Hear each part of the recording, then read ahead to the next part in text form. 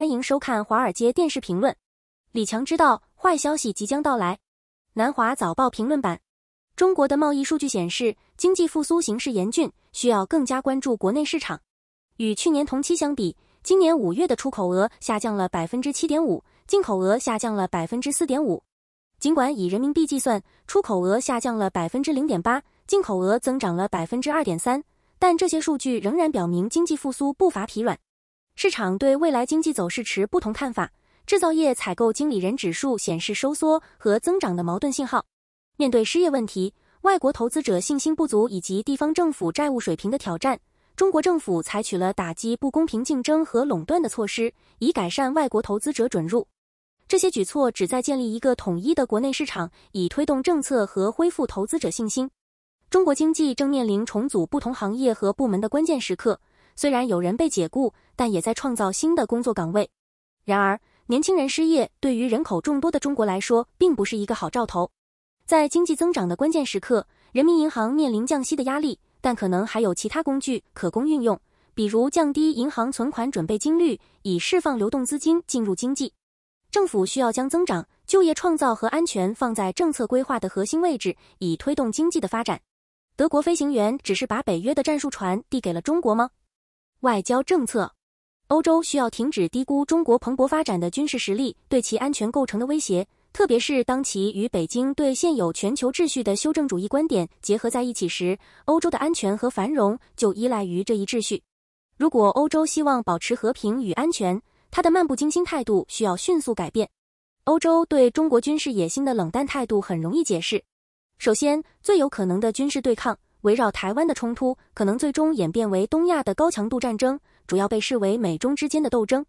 其次，欧洲人对中国军事问题的认知认为这超出了他们的军事职责范围，这得到了美国国防决策者的支持。欧洲应该在自身防卫上投入更多军事资源，而不是在对抗中国围绕台湾的潜在战争中做出次要的军事贡献。换句话说，美国军事规划者认为，在这种分工中，欧洲终于能够在少量的美国支持下自卫，而美国则将专注于亚洲以遏制中国的侵略浪潮。这不仅是华盛顿所希望的分工，而且很可能也是欧洲所希望的。即使在台湾冲突发生时，欧洲当然可以派遣战斗部队到亚洲。然而，德国和英国军事飞行员培训中国飞行员破坏了这种分工。然而，欧洲对其公民向北京传递军事机密的不够关注，主要原因是许多欧洲政府对军事威胁缺乏严肃态度。这并不令人意外。多年来，欧洲工业直接或间接地通过向俄罗斯提供军事装备、双用途技术，包括用于制造复杂武器的精密制造技术和其他支持，直至2020年帮助了俄罗斯的军备建设。乌克兰战争最终迫使西欧对俄罗斯更加重视，但对来自中国的威胁仍然天真。欧洲将军事机密传递给中国，不仅会让美国及其盟友在亚洲的任何战争变得更加艰难，也会加强对手并让他们了解自己的战术，从而使在任何地区遏制未来战争的工作更加困难。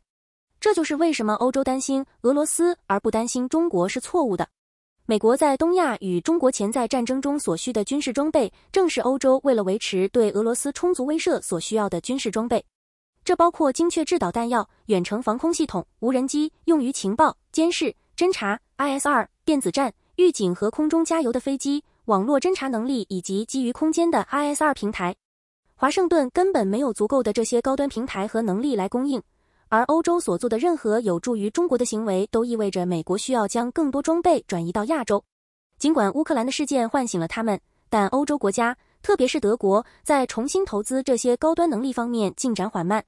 大多数欧洲军队要再次精通高强度战争，包括复杂的电子压制和武器破坏行动，将需要很多年时间。这正是俄罗斯空军在乌克兰一直在努力解决的问题，也无疑是中国空军目前正在努力解决的问题。德国国防部长鲍里斯·皮斯托利乌斯在与中国国防部长会晤时，要求北京停止聘请前德国空军飞行员培训中国战斗机飞行员。显然，对敌对方的礼貌请求是不够的。作为首要行动，欧洲各国政府应通过立法禁止其公民和企业以任何方式援助中国人民解放军。然而，要改变欧洲对中国军事威胁的整体心态将更加困难。然而，即使巴黎、伦敦或柏林可能不会遭到中国导弹的袭击，欧洲仍应该放弃对中国军事实力的天真幻想。考虑到超级大国之间的潜在冲突的规模和破坏程度，即使美国获胜，也需要多年时间来重建其军队，几乎没有多余的力量可供欧洲使用。欧洲应该不惜一切代价避免这种军事间隔期，通过更加认真地对待军事威慑，包括美国对中国的威慑比过去更加重视。是时候结束欧洲的天真幻想了。中国在亚洲的军事侵略的直接和间接后果将对欧洲的安全造成灾难性影响。社交媒体演算法不受保护，国会山报观点：用户是一种受到第一修正案保护的言论形式。然而，这一论点未能区分平台上发布的视频和 AI 算法的输出。前者通常享有第一修正案的保护，即使它们促使产生有害反应。但是，后者 AI 算法的实际推荐和传递方式是自主机器的产物。如果这些输出导致成瘾或其他伤害，通常如此，它既不是言论，也不免于消费者安全监管。社交媒体平台通常使用两种不同的 AI 系统。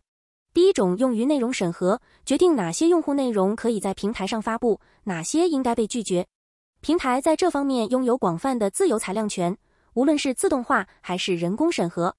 内容审核是公共讨论的入口，我们依赖平台负责的过滤内容。某些人可能会对平台的选择持不同意见，但在进行等同于传统编辑职能的过滤功能时，平台享有第一修正案的保护。但是，驱动推荐算法的第二种 AI 机制并不履行第一修正案所依据的任何目的。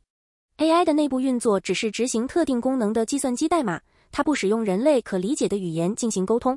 AI 的计算结果及其推荐也是功能性的，而非表达性的，其主要目的是让用户保持参与度。即使绕过听众的认知功能，直接引发及时的本能反应，例如威胁、煽动、挑衅性言论和在拥挤的剧院里大声喊火警，这种实际言论在第一修正案范畴之外。当言辞引发行动时，它们被视为行为而非言论。将 AI 推荐视为言论的最大问题在于它们是由自主机器生成的。平台操作员所做的只是给 AI 设定一个目标，通常是最大化用户在平台上的时间。AI 会自主学习如何构建和传递推荐，以实现该目标。AI 的决策没有人类的自由裁量、判断或编辑参与。简而言之，你对 ChatGPT 的提示是受到言论保护的，但 AI 的输出则不受保护。目前 AI 的输出已在社会各个领域进行推荐，包括贷款、政府福利、就业机会、被告的判决条件、新闻阅读、产品购买、音乐收听、搜索结果、欺诈手段、监视、歧视和财产损失。我们真的希望认为所有这些自主机器行为都受到第一修正案的保护吗？如果是这样，并且我们将 AI 的输出视为言论，那么 AI 将免于受到监管。为什么联合国仍然很重要？大国竞争和中国角色。外交事务。根据外交事务的一篇文章，联合国 UN 可能会从美国和中国之间日益激烈的竞争中受益。事实上，长期的竞争可能导致更多的合作，特别是在维护安全理事会的权利方面。两国在保持对其他国家的权利方面都有潜在的利益，但他们将不得不控制零和思维，并在联合国中找到符合其共同利益的共同点。迄今为止，联合国在定义包括乌克兰战争和叙利亚冲突在内的事件方面已被证明是无效的，导致许多人认为该组织受到大国反对派的阻碍。联合国内部的大国竞争演变和中国在塑造组织未来的角色。以下是一些要点。历史上的合作，尽管成员间存在竞争，安全理事会曾经见证了合作日益增长的时期。理事会处理了重大问题并通过的决议，往往比被否决或无法获得多数支持的决议更严格。组织内部竞争，随着二战后帝国的解体，许多曾被殖民的国家纷纷加入联合国。综合考虑了非洲、亚洲和拉丁美洲国家的利益，联合国大会很快被非对齐运动国家所主导。他们越来越多地利用联合国作为平台，表达与超级大国意见不合的立场。为了展示安全理事会的主导地位，苏联和美国都希望展现合作，以避免激化大会的主动权。苏美在雅尔达达成的大国协定赋予他们前所未有的权利，但为行使这些权利，他们必须合作。冷战结束后的联合国，随着冷战结束，美国成为世界上无可争议的超级大国，联合国在这一新政治格局中活跃起来。虽然也出现了重大失误，如1994年卢旺达种族屠杀，但该组织通常在当时的地缘政治中扮演重要角色，从1990至1991年的海湾战争到巴尔干危机、柬埔寨、东帝汶等地的危机，维和行动进一步扩大，特别是在非洲，因为苏联解体导致许多政权失去外部支持并开始崩溃。联合国还深度参与解决环境、公共卫生和国际刑事司法等一系列新问题。中国的兴起，21世纪中国的崛起使世界进入了一个新的大国竞争时代。在中国领导人习近平的带领下，中国变得更加强大，民族主义化和好战。在美国政治纷扰的背景下，对中国的反对往往更加强硬。许多分析人士已经将这种日益增长的竞争形容为一场新的冷战。中国在联合国的作用日益活跃。过去，中国在组织中的角色相对较低调，直到1971年，中国的联合国席位由台湾拥有。中国在安全理事会经常弃权，但从20世纪90年代开始，中国开始更加频繁地投票并行使否决权。事实上，自2011年以来，中国已经行使了12次否决权。相比之下，美国在同一时期只否决了4个决议。在大会方面，中国最近提出了一项全球发展倡议，一项经济进展的综合计划，以及在博鳌亚洲论坛上提出的一项全球安全倡议，旨在以双赢的心态应对复杂且相互关联的安全挑战。这些提议都旨在重新定向全球治理，确保中国处于主导地位。总之，美国和中国都从联合国的现状中受益。尽管这种高度不平等的权力分配常常令其他会员国感到沮丧，但对于那些主导组织的国家来说，这种现状是有利的。联合国的工作与其他安全理事会成员的合作密切相关。美中2国共同授权了中非共和国、马里和南苏丹等地的最近维和或稳定行动，并对海地实施制裁、武器禁运和其他限制。仅在2023年就通过了关于朝鲜半岛威胁、伊朗核问题、叙利亚和乌克兰冲突以及其他争议性问题的决议数十个。这些事件表明，大国竞争在联合国内部的影响力正在日益增强，并且中国作为新兴大国正在发挥更重要的角色。南非的普京问题，外交政策。南非正在考虑中国提出主办8月金砖国家峰会的提议，其中包括中国、俄罗斯、南非、巴西和印度的领导人。此举将抵消普利托里亚在国际法院规定的义务方面对比勒陀利亚施加的外交压力。该法院要求该国逮捕俄罗斯总统弗拉基米尔·普京在乌克兰冲突期间犯下的战争罪。在失业、能源危机和经济衰退等国内问题中，对俄罗斯的支援加剧了南非的经济困难。南非还将在2025年主办 G20 峰会。摩洛哥与中国的 GOTEN 高科技公司签署了在该国建立电动汽车电池工厂的协定。这笔交易得到了64亿美元的支援，使其成为非洲第1家此类工厂。摩洛哥的目标是在可再生能源生产和电动汽车制造方面引领非洲大陆。该国去年超过南非，成为非洲领先的乘用车出口国。苏丹臭名昭著的准军事组织快速支援部队 RSF 占领了该国的国家博物馆，试图识别和追捕伊斯兰政党穆斯林兄弟会的成员。博物馆收藏了包含苏丹文化遗产的物品，包括可追溯到西元前2500年至西元前1500年的文物。此举引发了人们对文物会被损坏、摧毁或出售到国外的担忧。虽然局势已经解决，但人权组织表示，无国界医生组织在达尔富尔和其他地方犯下了许多战争罪行。契约奴役 HEB 工作者经常换工作。卡托研究所，大卫 J. 比尔 David J. Beer。对于技术熟练的外籍工人的 HEB 签证，批评者们经常声称这个身份等同于契约奴役。契约奴役是指在一段预定期间内无心地为单一雇主工作的合约。然而 HEB 工人不仅有薪水，而且他们的薪资在美国属于前10%的高收入人群。同样重要的是，尽管他们面临更多转换工作的障碍， HEB 工人并不受限于单一雇主，并且经常换工作。事实上， HEB 工人离开他们最初的 HEB 雇主的情况比以往更多。图一显示了根据财政年度计算HEB 工人转换到新雇主的数量。从2005年到2022年 HEB 工人共换工作了近100万次，转换的次数从2005年的约 2.4 万次增加到2022年创下的纪录，达到了130576次，增长了超过5倍。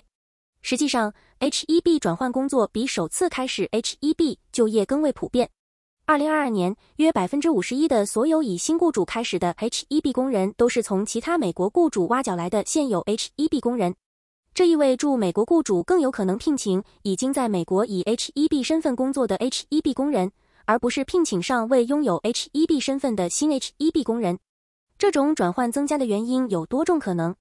劳动力市场一般上更加紧张，导致更多的工作变动。此外，现在有更多的 H-1B 工人在美国为其他雇主工作，而且自2014年以来 ，H-1B 签证额度每年都很快就被填满，这使得挖角的动机更大。政府在2017年还通过给予 H-1B 工人失业后60天的宽限期来换工作，使转换 H-1B 工作变得更容易。最后，2021年转换工作的增加，至少部分归因于当年提交的绿卡申请数量创下的纪录。在提交绿卡申请后180天，H-1B 工人可以在不需要雇主重新启动绿卡程序的情况下换工作，从而简化了换工作的过程。然而，2022年待处理的基于就业的绿卡申请数量减少，所以这只是故事的一部分。当然 ，H-1B 工人在劳动市场上仍然没有得到平等对待。新的 H-1B 雇主需要支付高昂的费用来挖角他们，而对于印度工人来说，绿卡的短缺可能会让他们觉得必须驰援雇主以完成绿卡流程。最好的解决方案是将转换未绿卡的过程自动化，而不需要在3年后进行续签。60天的寻找新工作宽限期仍然不足以让许多工人有信心在没有新工作的情况下放弃问题工作。尽管政府设立了人为的转换障碍，广泛存在的 H-1B 转换工作室时尚否定了 H-1B 工人是契约奴役的观点。皮尤研究中心报告称，2022年每个月有 2.1% 的大学毕业生换工作，估计 H-1B 工人的人数约为58万。尽管数据不能直接进行比较，但根据2022年的近13.1万次 H-1B 转换，这意味着每月的工作变动率为 1.9% 较低，但绝不像契约奴役的言辞夸张。事实上，政府通过设立人为障碍来阻碍 H-1B 工人的工作变动，这使得 H-1B 系统内仍然存在助寻找更好就业的选择。政府应该扩大这些选择，而不是试图减少或淘汰这些在科学、技术、工程、数学和医学领域做出如此重要贡献的工人。郊区仍在推动美国政治，但他们将把我们带到哪里？纽约时报评论版。在过去的50年里，随着美国黑人从市中心搬到附近的郊区，美国的政治格局发生了变化。此举恰逢郊区黑人生活水准的提高，而城市居民的弱势群体则被抛在了后面。根据分别来自伊利诺伊大学和圣母大学的亚历山大、巴蒂克和埃文·马斯特的说法，从1970年开始，居住在大城市郊区的美国黑人人口从 16% 上升到 36%。到2020年，居住在大都市统计区的美国黑人中有 51.3% 居住在郊区。然而，根据宾夕法尼亚州立大学的社会学家的说法，融合的希望已经受挫。研究发现，白人抵抗意味着白人家庭要么离开学区，要么无法进入学区。有一个知道什么时候闭嘴的总统真是太好了。纽约时报评论版。拜登总统最近的政治态度凸显出，沉默有时可能是接近国会的最佳方式。凭藉低调的性格，他设法避开了典型的美国媒体方法。这种方法奖励技巧，以吸引人们对确保立法和创造渐进式变革的看似平凡的工作的关注。这常常使希望他采取更有利立场的进步派和温和派感到沮丧。然而，他的方法意味着更多的雷达立法仍然可以通过。这些技能植根于他多年的立法者经验，为处理国会政治创造了重要的见解。这激怒了他的支援者，他们渴望更引人注目的形象，但这种策略有助于推动更关键的立法，而没有通常围绕政策制定的大张旗鼓或争议。谢谢大家收看华尔街电视评论。